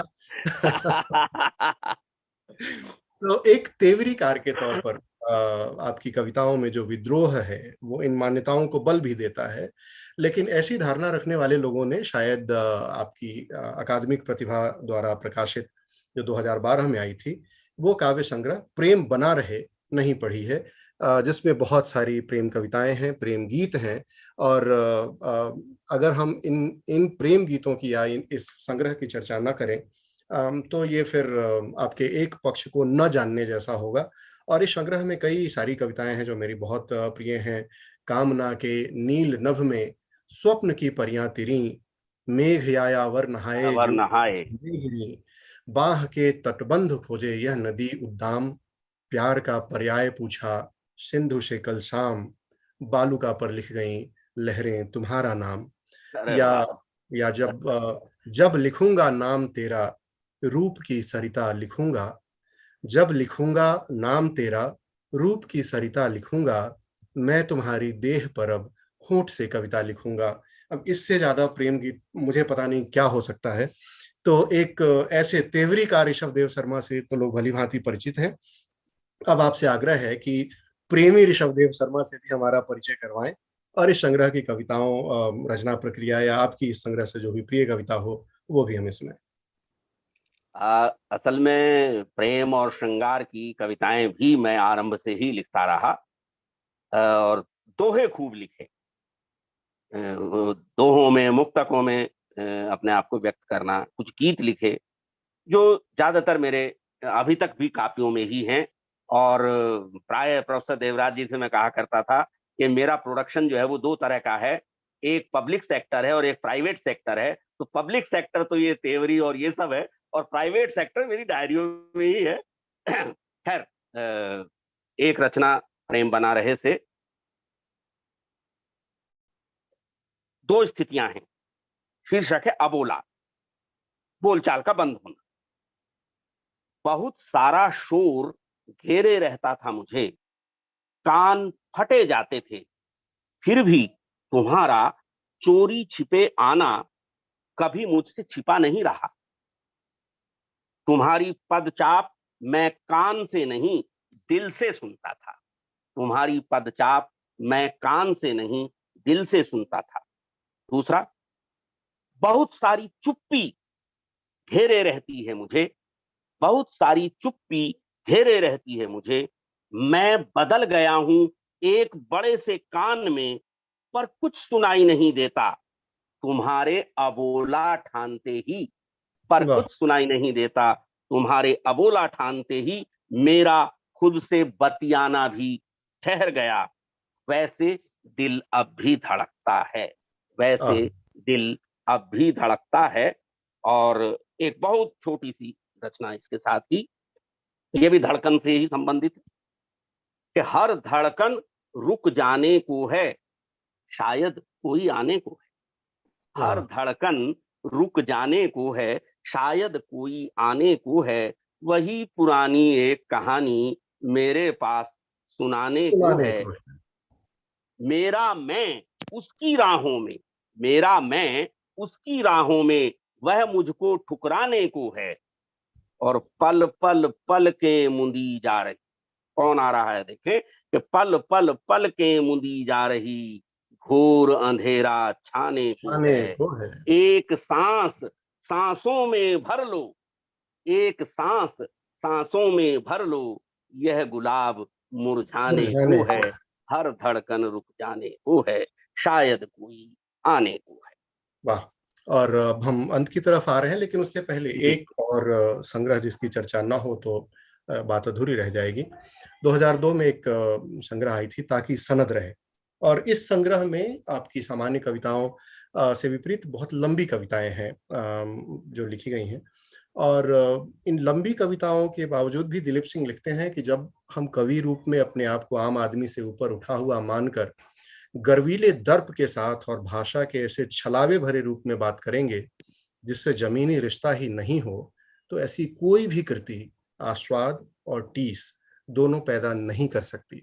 और इन कविताओं में वो जो भावनात्मक लगाव है, वो बहुत है। जैसे माँ की एक कविता मैं जब-जब पढ़ता हूँ रुकता हूँ, तो वैसे ही इस संग्रह में एक कविता है पिता, जहाँ आप आंगन में एक नीम का पेड़ है और आप उस कविता में कहते हैं कि इस नीम के पेड़ की जो उम्र है वो पिता के बराबर है, और वह नीम का पेड़ जब कटता है और तब पिता की याद आती है।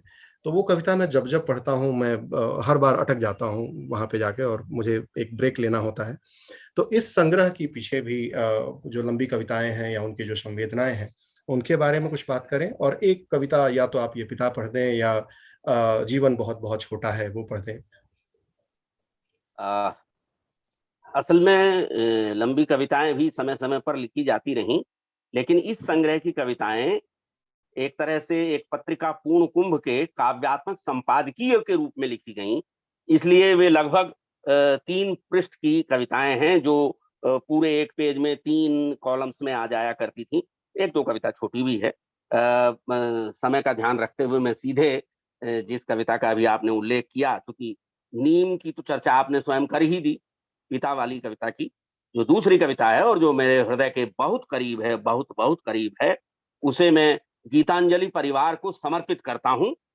कृष्ण कन्हैया जी और कृष्ण कुमार जी को सादर समर्पित करता हूं यह कविता, और उनके माध्यम से अपने तमाम गीतांजलि परिवार के मित्रों को कि जीवन बहुत बहुत छोटा है। जीवन बहुत बहुत छोटा है, लंबी है तकरार। जीवन बहुत बहुत छोटा है, लंबी है तकरार, और न खींचो रार। पहला बंद देखें कि यूं भी हम तुम मिले देर से, जन्मों के फेरे में मिलकर भी अनछुए रह गए।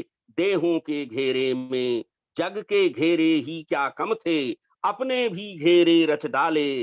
लोक लाज के पट क्या कम थे, डाल दिए शंका के ताले। कभी कांपती पंखुड़ियों पर तृण ने जो चुंबन आके, 100 प्रलयों झंझाओं में जीवित है झंकार। वह अनहद उपहार, जीवन बहुत बहुत छोटा है, लंबी है तकरार, और न खींचो रार। और दूसरा बंद देखें, केवल कुछ पल मिले हमें यूं एक धार बहने के, काल कोठरी मरण प्रतीक्षा। जीवन क्या है?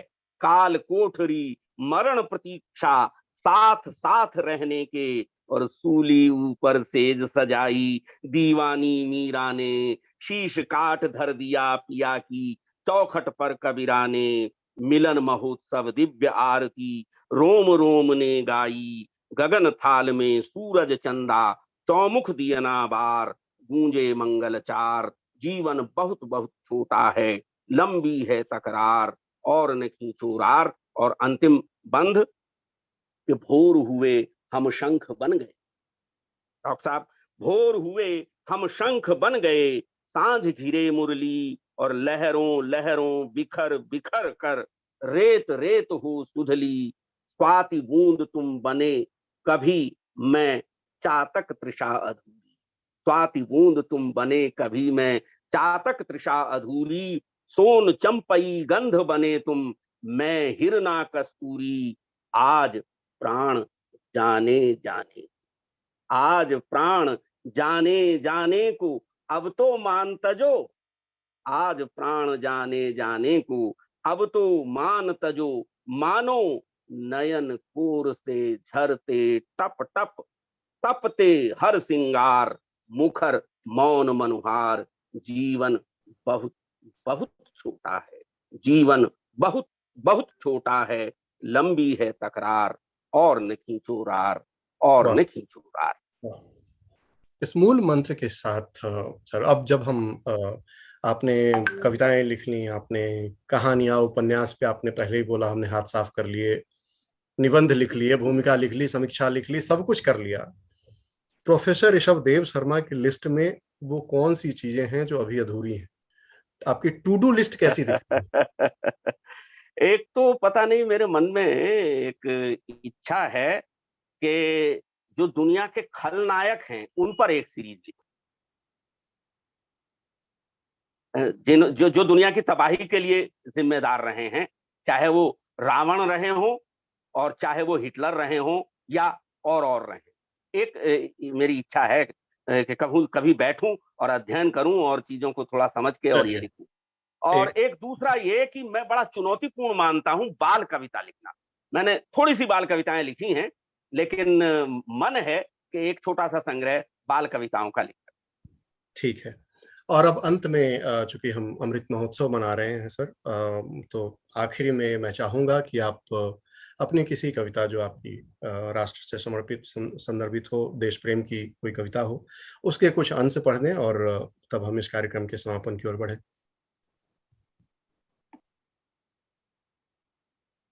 हमारे समस्त प्रवासी मित्रों, प्रवासी भारतीय मित्रों को एक बार फिर मैं भारत के आजादी के स्वर्णोत्सव, अमृतोत्सव की बधाई देते हुए एक अपना गीत प्रस्तुत कर रहा हूं।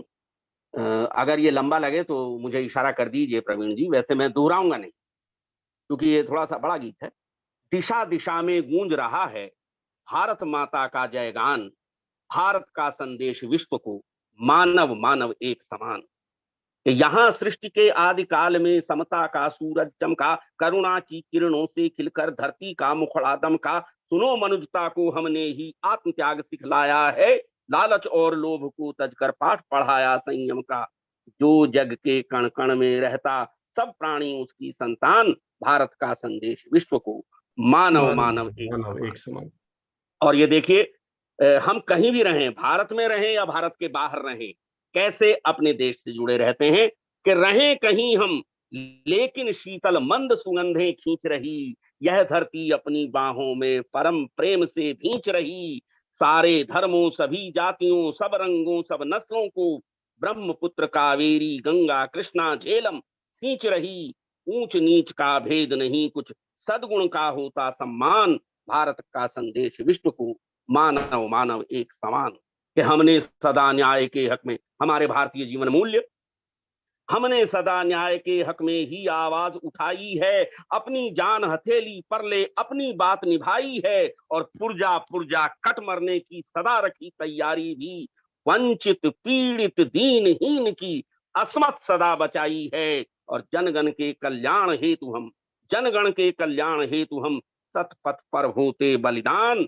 भारत का संदेश विश्व को, मानव मानव एक समान, कि जिसके भी मन में स्वतंत्रता अपनी ज्योत जगाती है, जिसके भी, कहां भारत है, कि जिसके भी मन में स्वतंत्रता अपनी ज्योत जगाती है, जो भी चिड़िया कहीं सींचों से सिर को टकराती है, और वहां वहां भारत रहता है, वहां वहां भारत माता, जहां कहीं भी संगीनों पर कोई निर्भय छाती है। और आजादी के परवानों का सदा सुना हमने आह्वान, भारत का संदेश विश्व को, मानव मानव एक समान, सब स्वतंत्र हैं, सब समान हैं, सब में भाईचारा है, सब वसुधा अपना कुटुंब है, विश्व नीड़ यह प्यारा है, पंछी भरे उड़ान प्रेम से, दिग दिगंत नभ को नापे, कहीं शिकारी बचे न कोई, यह संकल्प हमारा है, युद्ध और हिंसा मिट जाए, युद्ध और हिंसा मिट जाए, ऐसा चले शांति अभियान।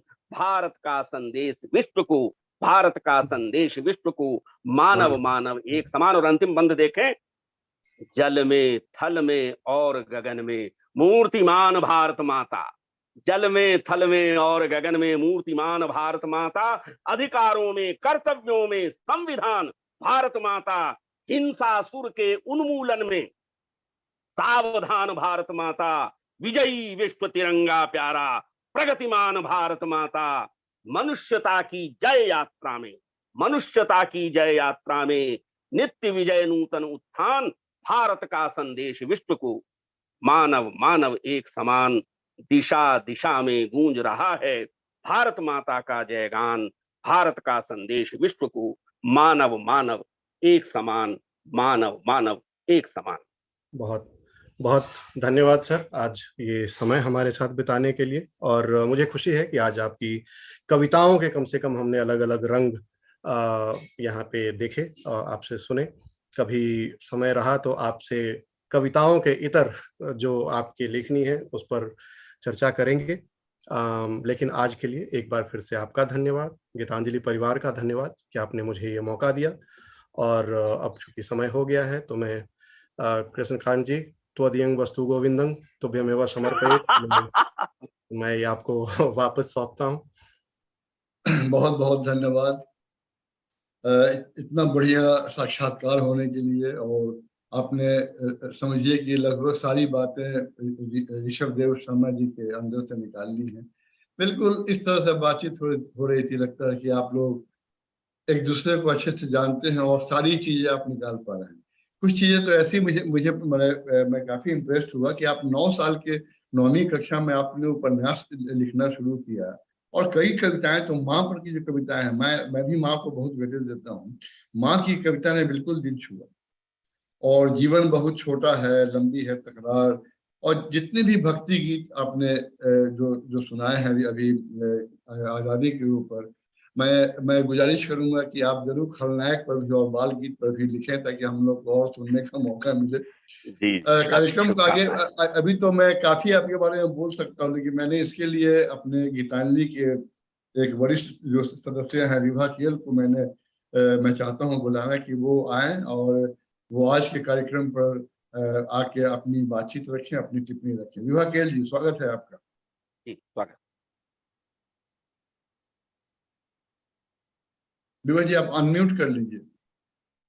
जी कर रही आप, हाँ ये ठीक है, स्वागत है विभा जी। हाँ, सबसे पहले जब आपने मुझे कल कहा कि ऐसे आपको टिप्पणी के लिए कहना है, तो जब मैंने नाम सुना तो मुझे लगा बहुत पहचाना सा नाम है, पर याद नहीं आ रहा था कहाँ से।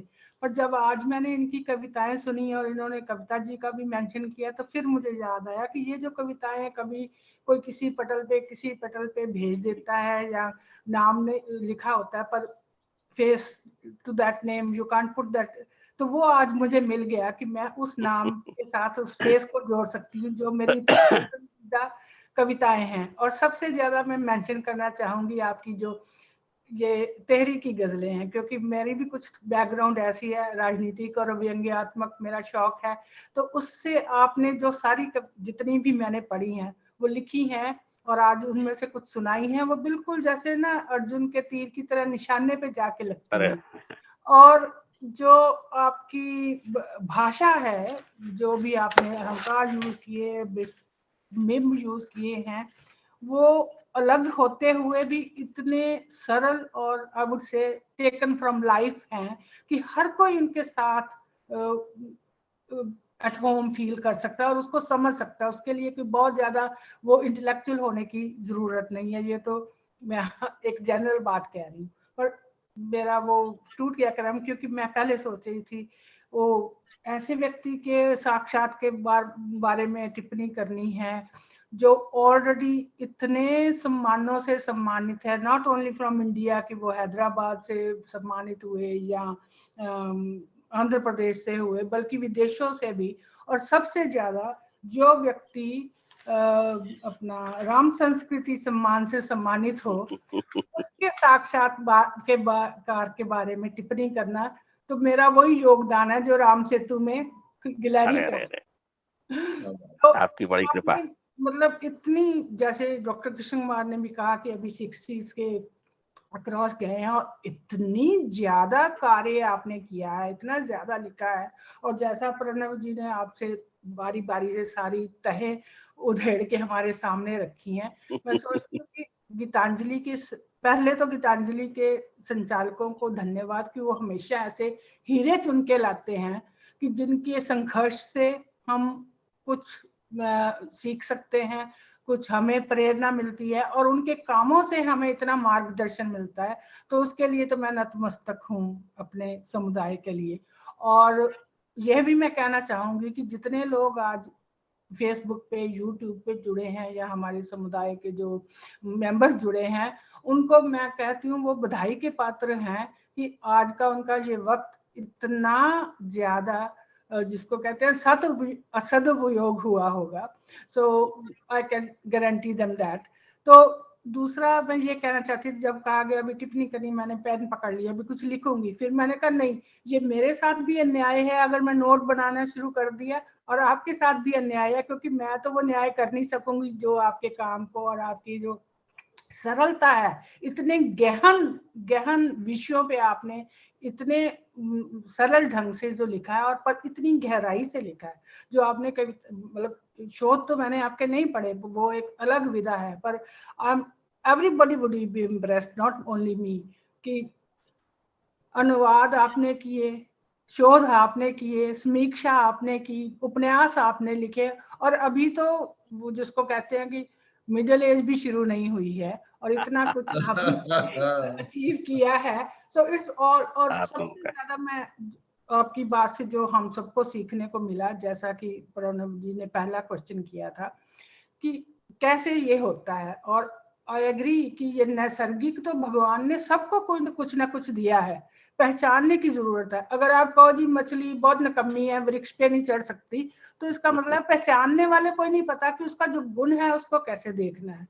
तो आपने आज ये समझा दिया कि कई माँ बाप भी ना बच्चों को बहुत पुश करते हैं, तो अगर वो अंतर्मुखी हो तो वो उनको एक तरह से बिलिटल कर देते हैं। सो आप एक जीवंत उदाहरण हैं कि अंतर्मुखी हो के आप जितना ऑब्जॉर्व कर सकते हैं और उसको फिर दोबारा बाहर ज्यादा परिष्कृत करके, ज्यादा पॉलिश करके आप दुनिया को दे सकते हैं, वो उसका आप एक सामने उदाहरण है मेरे हिसाब से।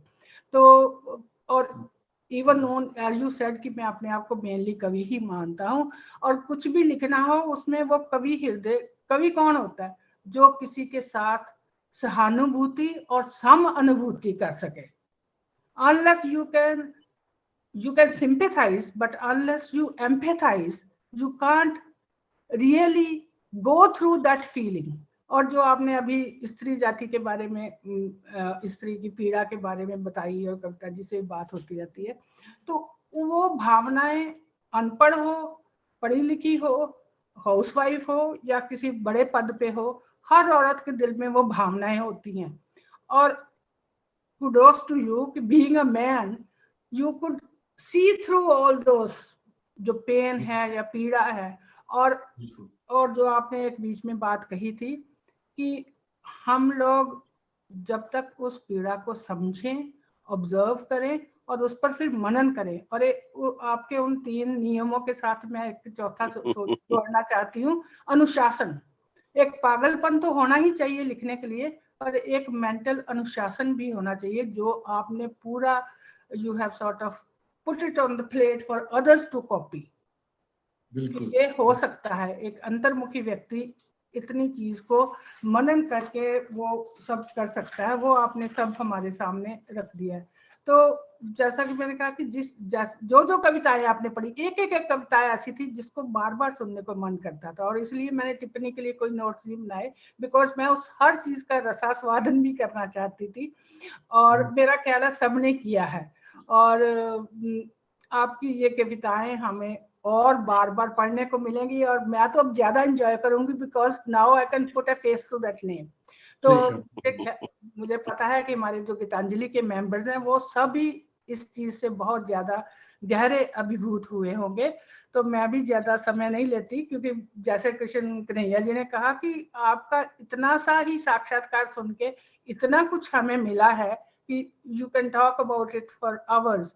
पर हम सबको आज सिर्फ बोलना नहीं है, उसमें से निचोड़ लेके मनन करना है, और कुछ आगे कोशिश करनी है कि हम एक तिनके के बराबर भी लिखना शुरू करें, उसी तरह से जैसे कि बहुत बहुत धन्यवाद रिद्धिमा जी, तो बहुत बहुत धन्यवाद आपका। और आपने बहुत अच्छे से पूरे कार्यक्रम का और दोनों आदमी के बारे में अच्छे से विवेचना की आपने की है, और टिप्पणी आपकी बहुत सटीक रही है। और मैं एक बात और चाहता हूँ बोलना कि सच में हम लोग का मन भरा नहीं है, ऋषभ जी और प्रवीण जी। तो मैं कृष्ण कुमार जी से बात करके मैं जरूर कोशिश करूंगा कि एक बार आप डॉक्टर साहब, प्रवीण बहुत अच्छे कवि हैं, कभी इन्हें भी सुनेंगे। बिल्कुल बिल्कुल बिल्कुल। और इन्हें मैं इंटरव्यू करूंगा, इन्हें मैं इंटरव्यू करूंगा। साहब ने जिस ढंग से इन्होंने आपसे बातचीत की, जो साक्षात्कार किया है, वो एक मजा हुआ आदमी ही कर सकता है। मेरा सौभाग्य है कि मैंने आप दोनों लोगों से मैंने बातचीत की थी, और बहुत सुलझे हुए व्यक्ति लगे दोनों लोग। तो मैं ये जरूर चाहूंगा कि आप लोगों को फिर एक बार यहाँ इस मंच पर लाया जाए, ये जरूर मैं चाहूंगा। और दूसरी बात ये मैं बोलना चाहूँ कि चूंकि आपने वो साइंस को साहित्य से जोड़ने की कोशिश की है, वो एक बड़ी कला है। मैं चिकित्सा विज्ञान का विद्यार्थी हूँ, मैं चिकित्सा विज्ञान को साहित्य से जोड़ता हूँ, तो इससे बातें बढ़ जाती है और हमेशा एक अच्छी चीजें निकल के आती हैं। इसके पहले कि मैं कृष्ण कुमार जी को बुलाऊं, मैं अगले कार्यक्रम के बारे में मैं घोषणा कर दूं कि हमारा जो अगला कार्यक्रम है वो 28 अगस्त को है। वो रविवार है। आज का कार्यक्रम हम लोग को शनिवार को इसलिए करना पड़ा कि हम लोग का अपना एक फंक्शन वो कल है। तो ये अगला जो कार्यक्रम है वो रविवार 28 तारीख को होगा, और उसमें भी हमारे साथ जो है वो हैदराबाद से ही पद्मजा अयंगार जी आ रही हैं। तो मैं जरूर चाहूंगा कि आप लोग भी जितने भी लोग हैं उस प्रोग्राम में जुड़े और उस प्रोग्राम को सुने। ये पाक्षिक कार्यक्रम काफी लोगों के लिए संदेश लेके आता है, और इससे काफी लोग सीख पाते हैं। तो मैं आप लोगों से गुजारिश करता हूं कि आप लोग उस प्रोग्राम को जरूर सुनेंगे। प्रवीण जी, मैं आपको एक गुजारिश करूंगा कि मैं आपको अपने मंच से जोड़ दूं ताकि आपको सारी जानकारियां मिलती रहे। मेरे एडमिन ने YouTube का लिंक जो है वो चैट बॉक्स में डाल दिया है, और मैं भी आपको YouTube का जो लिंक है वो मैं भेज दूंगा ताकि आप उस कार्यक्रम को दोबारा सुन सकेंगे। और अब मैं चाहता हूं कि कृष्ण कुमार जी को बुलाया जाए, और कृष्ण कुमार जी आकर सब लोगों का धन्यवाद ज्ञापन करेंगे और प्रोग्राम की समाप्ति की घोषणा करेंगे। कृष्ण कुमार जी, स्वागत है। धन्यवाद कन्हैया। ऋषभ देव जी, आप मेरठ कॉलेज मेरठ में फिजिक्स के विद्यार्थी रहे हैं, तो शायद आपने वहां मेरे बड़े भाई की लैब में भी कुछ काम किया होगा। जो उनके नाम से लैब चलती थी, है या नहीं है मैं नहीं जानता हूँ, नानक शरण खरे, NS खरे लैब। उनकी फिजिक्स की किताबें थी जो बड़ी ही प्रचलित थी। वो मेरठ कॉलेज मेरठ में ही थे। बहुत बहुत धन्यवाद ऋषभ देव जी।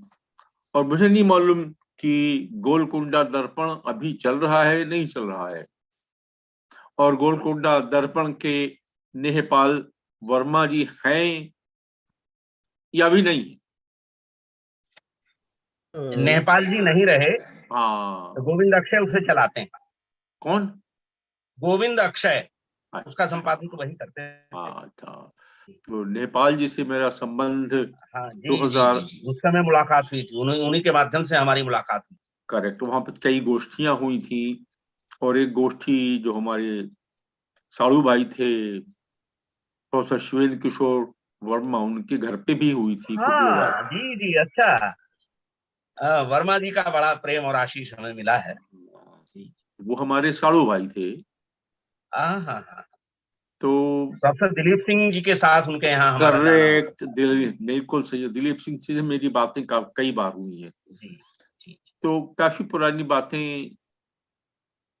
बातों की याद आपने दिलाई ऋषभ जी, बहुत बहुत धन्यवाद। और प्रवीण जी को पूरा समय नहीं मिल पाया आज कि वो उस गहराई तक जा सके जिस गहराई में वो जाना चाहते थे। जैसा कन्हैया ने कहा है, ईश्वर चाहेगा तो फिर मौका मिलेगा। और आपने मुजफ्फरनगर के एक कवि देवरा जी की बात की, उनसे मेरा भी कुछ वास्ता रहा है। धनी राम प्रेम के नाम के साथ, तो बड़ी बड़ी बातें, बड़ी बड़ी अच्छी अच्छी बातें आप लोगों ने बताई। आप दोनों का हृदय से गीतांजलि समुदाय की ओर से और मेरी ओर से बहुत बहुत धन्यवाद। और प्रवीण जी की कविताओं को हम निश्चय सुनेंगे समय निकाल करके, जैसा कि हमारे अनुज संस्था के मुख्य सचिव आने वाले समय में इसके कर्णधार, इसको लेके चलने वाले कृष्ण कन्हैया ने जैसा कहा है, हम वैसा करेंगे। विभा ने हमारी संस्था की पुरानी सदस्य हैं, बहुत ही गंभीर चिंतन वाली हैं। उन्होंने आज के कार्यक्रम पर काफी सार्थक टिप्पणी दी। धन्यवाद।